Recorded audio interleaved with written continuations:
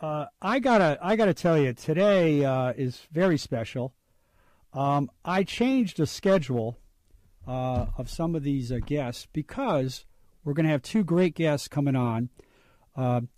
Lauren Burke, she is the communications director for Lieutenant Governor Justin Fairfax. I'm very excited. I don't think I've ever met Lauren. Maybe I have, but we're going to have her on, and I'll have her describe her bio. She's very impressive. And the other guest we're going to have on in a couple seconds is Ben Tribbett, who is a Democratic strategist and an avid Washington Caps fan, Unleash the Fury. But here's why I have them on. As almost everybody knows, Governor Ralph Northam and Justin Fairfax, the lieutenant governor, have hit some bumps in the road. And there's Ralph Northam has the issue with his photo, his yearbook, and all that. I'm not going to go through that again. Lieutenant Governor Fairfax has a couple issues. And I want to stress, as a former federal prosecutor, 30 years or so, and someone who worked with Justin for 2 years when we were both in the U.S. Attorney's Office, I tried 2 cases with Justin. So I know Justin very well. When I got my tail kicked, Justin kicked my behind. I got off from the floor in a figurative sense, and I worked very hard for Justin the entire ticket. And I'm proud of this. In October of 2017, I had the biggest fundraiser that Justin had. We had a great event in Alexandria at the Port City Brewing Company, had packed house. And at his inauguration, when he took the oath, he was sworn in by Judge Gerald Bruce Lee, before whom I tried probably about 7 cases of the 110 that I tried as a federal prosecutor. And I even texted Justin Sunday, February 3rd at 2:35 p.m. I texted Justin, and I basically said, I wish you all the best, and I'm praying for you. And then beginning February 4th, 5th, 6th, and on, 2 allegations, capitalize, underline, bold, 2 allegations, one by Dr. Vanessa Tyson of sexual assault, and the other allegation by Miss Meredith Watson of what she calls premeditated rape. And I have to confess, I'm going to have these 2 guests on to talk about the issue, pro and con. I have indeed called for Justin to resign, and I'm not going to go through every reason why I am doing that. I want to listen to the debate and try to moderate, and I want it to be very respectful. So, having said all that, I hope they're on. I welcome Lauren Burke, and I also welcome Ben Tribbett. Are they on? And it's Lauren. How are you? Good. And Ben, are you on? Yeah, I'm on, Gene. Okay. And folks, those who are listening, not viewing, call in at 804-778-8888. And, of course, you can listen live on WJFNradio.com. And I hope you call in. Lauren, it's good to meet you. I don't think I've met you, but it's good to hear you over the phone. And thank you for coming on. Thanks for having me. Yes, Gene, we've met a few times. Okay. Not. It was, a few events that we've seen each other at, surely. Well, I got to say this, Lauren. You got a fantastic reputation, and you are tough as nails, and you're a tremendous advocate. And I'm glad to have you on. Can you tell the listeners a little bit about you? Very briefly, your background and all that. Yeah, sure. I've worked in politics and I've worked in the media, sort of back and forth. I guess part of that is not being able to decide what one wants to do, but both are very exciting. So right. I've worked at ABC News and Associated Press and USA Today, and I've also worked on Capitol Hill in Washington. Right. Tom Daschle and Andre Carson as his comms director. And my mother is from Virginia and my father is from New York, so I was born in the Bronx. And, here I am. I'm a consultant to many people, including the lieutenant governor. Oh, that's great. And Ben, I introduced you. Is that enough that you're a political genius and a guru and you're a big Caps fan? Is that enough? That's adequate, Gene. Yeah, and I got to say this, folks. Ben and I had a chat before this started. I won't get into the details. And Ben gave me some excellent advice. So that's all I'm going to say on that topic. Well, here's what I want to do. I kind of laid out the issue. Lauren, I'm sort of a judge here, trying to be as impartial as possible. Of course, I already showed my card. But I want you as an advocate for Lieutenant Governor Fairfax, give us the arguments as to why he should remain in office and why he should not resign, please. Well, I mean, I think the basic argument would be is that these are allegations unproven. And I'm sure Eugene, as somebody who has been a part of the law for 27 years, believe in basic due process and basic fairness. The idea that someone would resign over an allegation with no evidence presented, with no investigation, with nothing, is a new precedent that I think we can argue would be a very dangerous one to set. It would then mean that anybody who is accused of anything would, in fact, have to resign. I'm not sure why we would be setting that precedent. There's plenty of time. I understand the world that we live in. Believe me, when I started in journalism, it was very different. If somebody were to come out and make an accusation, there would be some form of investigation and some journalistic diligence to find out, what the stories are on both sides. In this case, I get it. I mean, this is the speed of information that we live in today with regard to Twitter and Facebook and social media dictates that nobody waits to check anything. That's just the way it works, and I get it. I think there should be a higher standard for elected officials. I have no problem with that, but I do have a problem with not having basic fairness.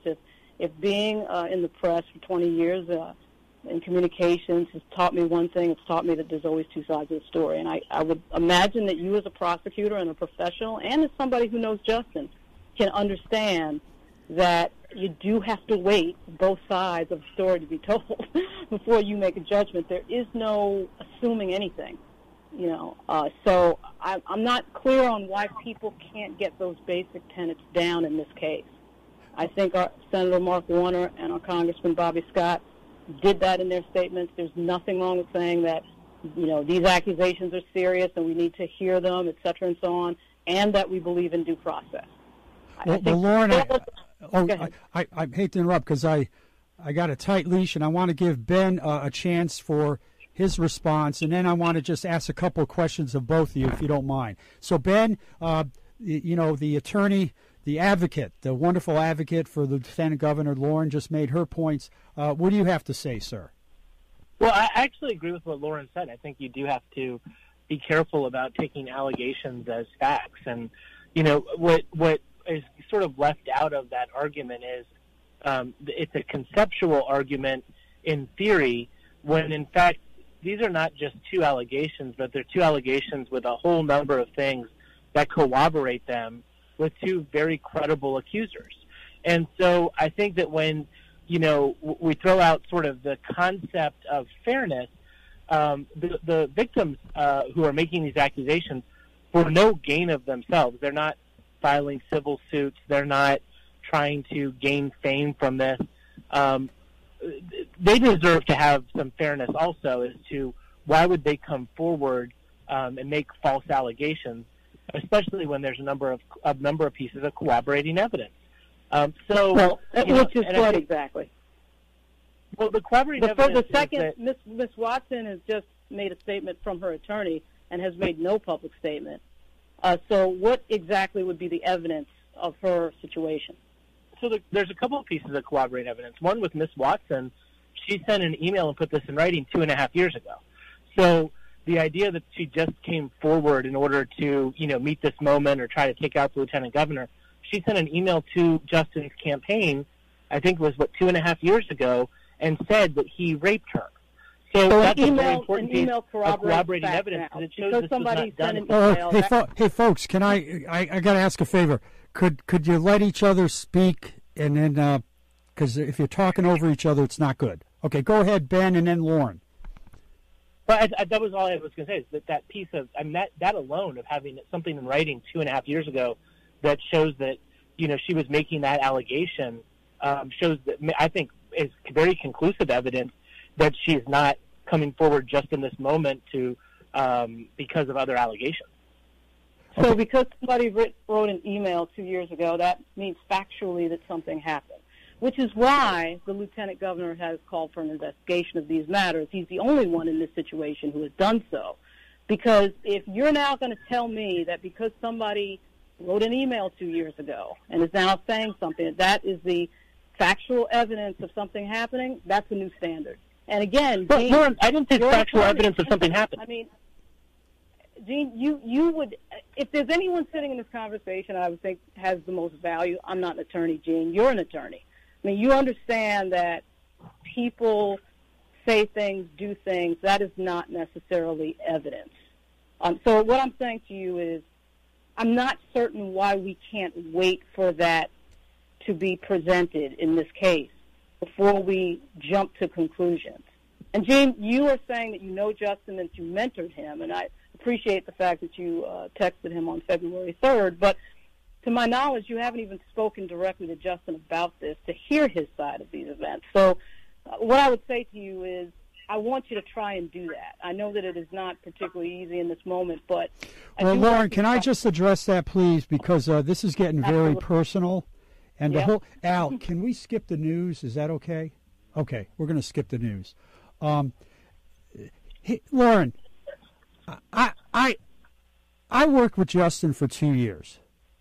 And I mentored him, I coached him, I supervised him, not every day, but through most of that. We did 2 trials. We're on this Hoop Madness. We played basketball together. I've been to his house for his birthday party. I mean, I'm close to Justin, okay? And when I sent that text on February 3rd at 2:35 p.m., still got it right here. I'm gonna read it to the audience. I'm gonna pull it up and read it to the audience. But and I'm not trying to trap Justin. I sent this out of my heart. I honestly thought that Ralph Northam would do the right thing and resign, and I'm asking for Ralph to resign. I think he's just embarrassed himself, his state, and he should leave. But here's what I sent to Justin at 2:35 p.m. February 3rd, a Sunday. LG Justin. Find the quiet in the storm.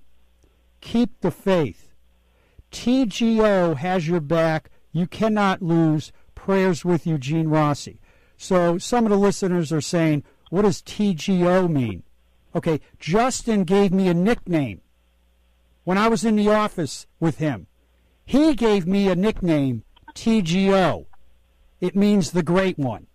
That's how much he respected me. He still calls me TGO, maybe not now. But what happened is this, Lauren, and it's painful to say this. It is breaking my heart. It is breaking my heart. I don't enjoy this. But what happened, Lauren, is on February 4, 5, and 6, and, frankly, his speech to the Senate last Sunday, I didn't see a person who was handling this crisis properly. And I'll tell you why I feel that way. Number one, his speech last Sunday. It broke my heart because he was comparing himself to things that don't have anything to do with him. And that broke my heart because he didn't say Emmett Till, but we're talking about Jim Crow and lynchings, and Larry Roberts alluded to Emmett Till. I have been to Money, Mississippi.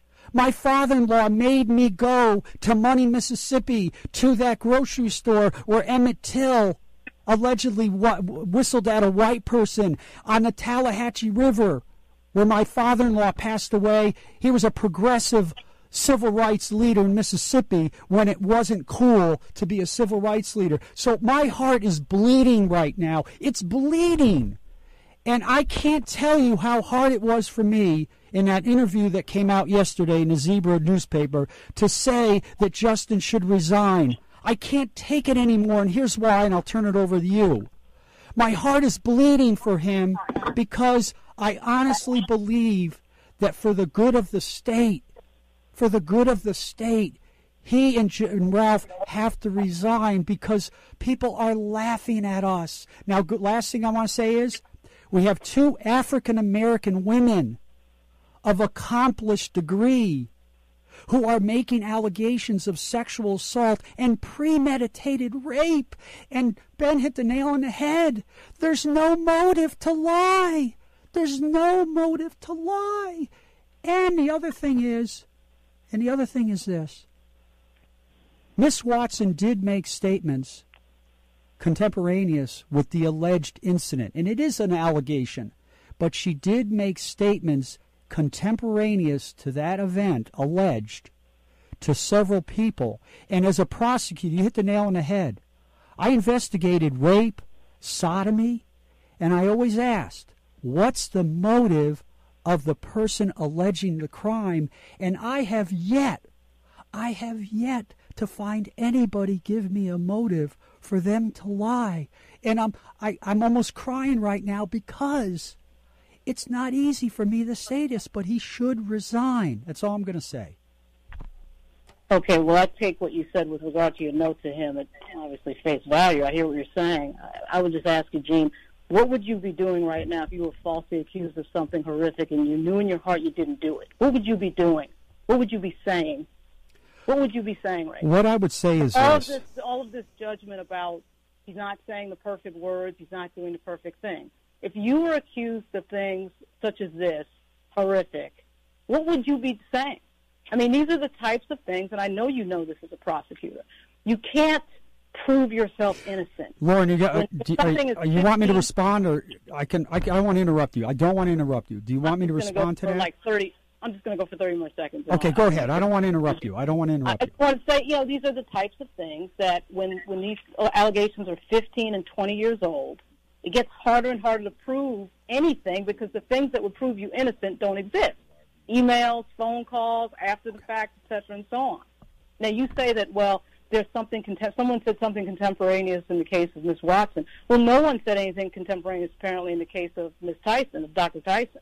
Her first mention of this comes 15 years out. Does that mean that she's lying and telling the truth? Who knows? My thing is, let's have an investigation, okay? I will be more than happy to facilitate a conversation with you, with the Lieutenant Governor. I think the fact that you guys know each other will be very easy to get together. One thing, so I feel like if you know him, why don't you hear from him?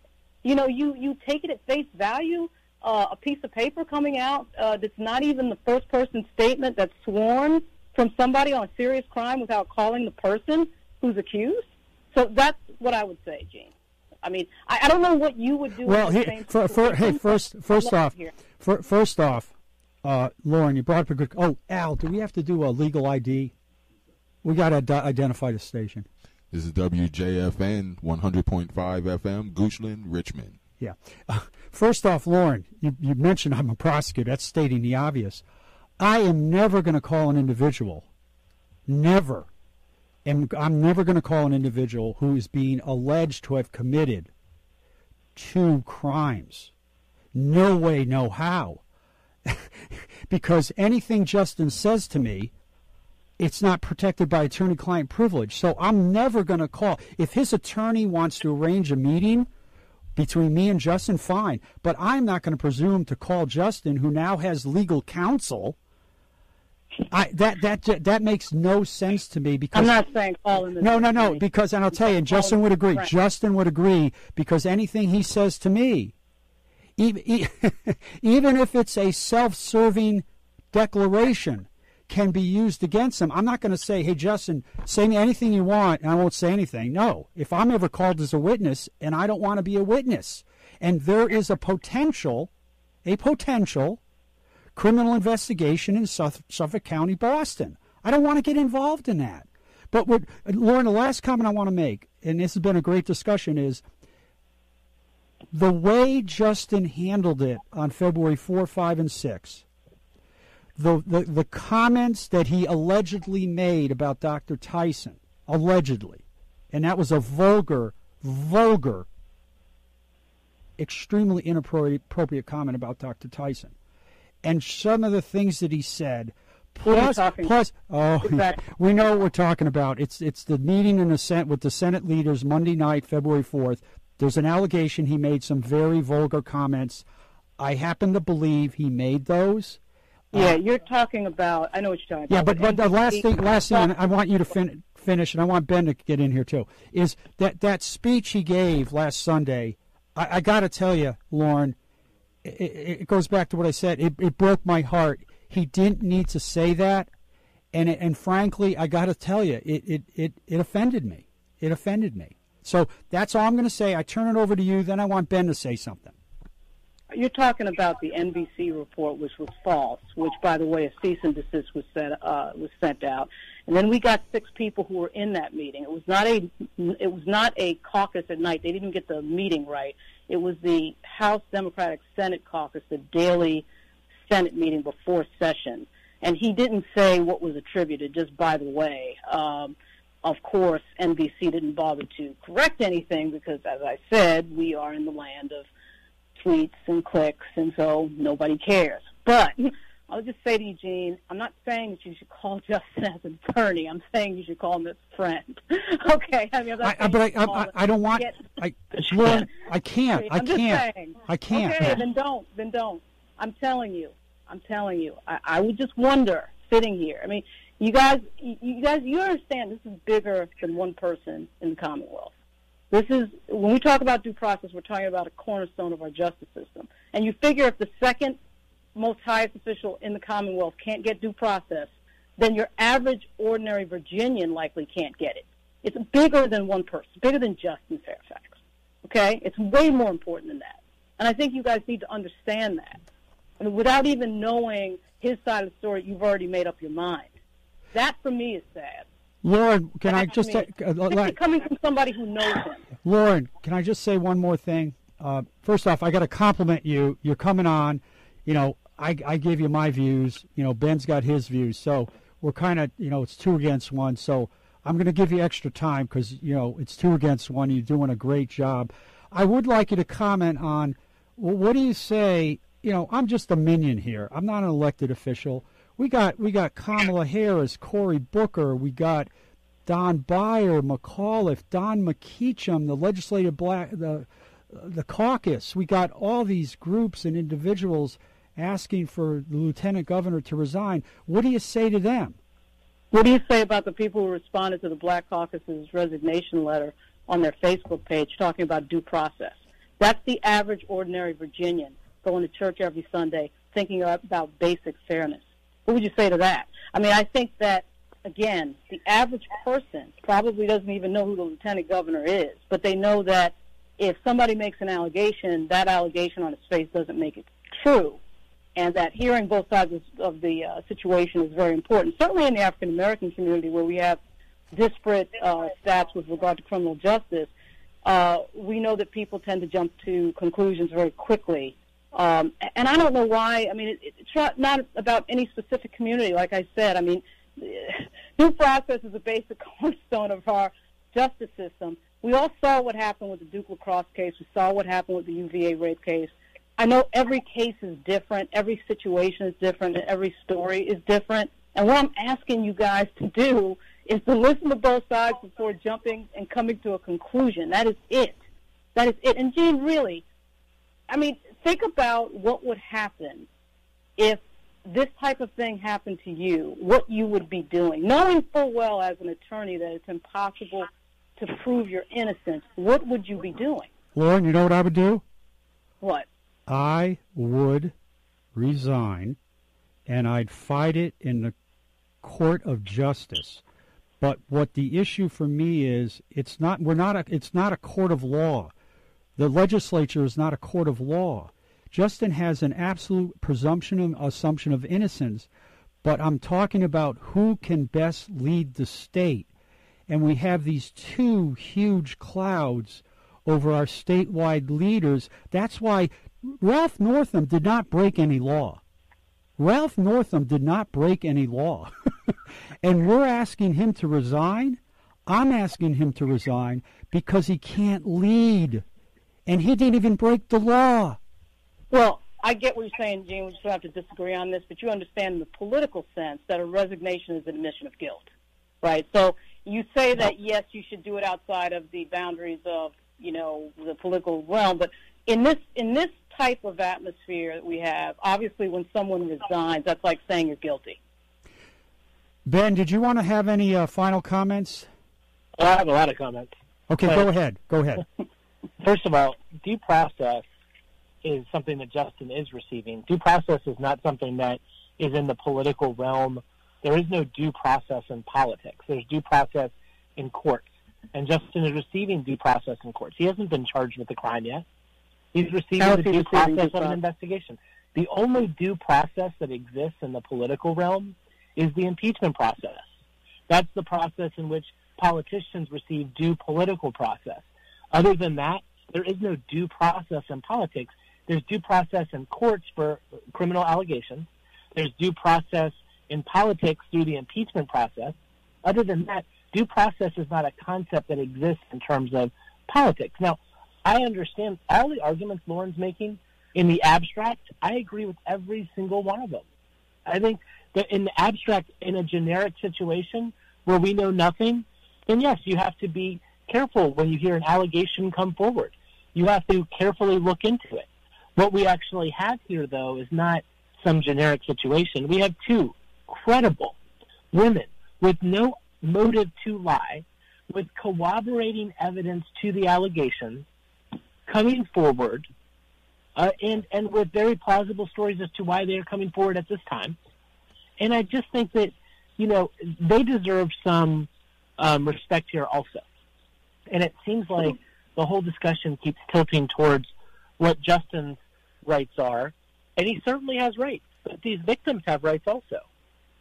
And I think for them to be treated in this manner, where they have asked to come forward in the manner in which they want, which is a legislative hearing, and they've been fought by it by the Lieutenant Governor's office, that he has opposed their method of wanting to come forward. And I think that's wrong. Okay. Hey, you know what, folks? I'm going to end with a comment, but then I'm going to let Lauren. This has been an incredible discussion, and what's great is we were respectful, and that means a lot to me. But Lauren, before I turn it over to you, I want to say that you have Justin Fairfax is very lucky to have you.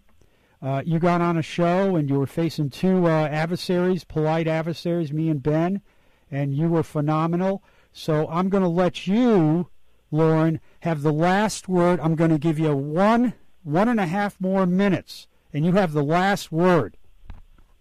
All right, Gene, thanks a lot. Thanks for having me, and thanks for listening, both of you. All I would just say is that if, in fact, when we talk about due process, Ben was saying that, they haven't had their chance to be heard. Well, one way that we can do that, of course, is in our courts of law, which would be filing a formal complaint. Obviously, that wasn't done 20 years ago or 15 years ago, but the statute of limitations in both jurisdictions is still open. So, we're all for the idea of an investigation. And I don't understand why that's a problem. I mean, if you can come out publicly and be at a hearing, then you can file formal charges. So, look, I think the Me Too movement and the era of women coming out and airing these types of issues is extremely important, to say the least. And as somebody who's female and has had some, crazy things happen, I definitely think that this is something that's really important, and women should be coming forward and be very, very forthright and encouraged to come forward. At the same time, I'm a believer in due process for everybody, including men. And I do think that the other side of the story should be heard as well. So thanks, Gene, and we'll be in touch. We'll be in touch. I'll get Lauren. I'll give you another opportunity to come on. Maybe we could have another debate between you and Ben in a few weeks, maybe in a month or two. How's that? Absolutely. Hey, Ben, thank you. And Lauren, you hit a home run. You're a tremendous advocate. Thank you.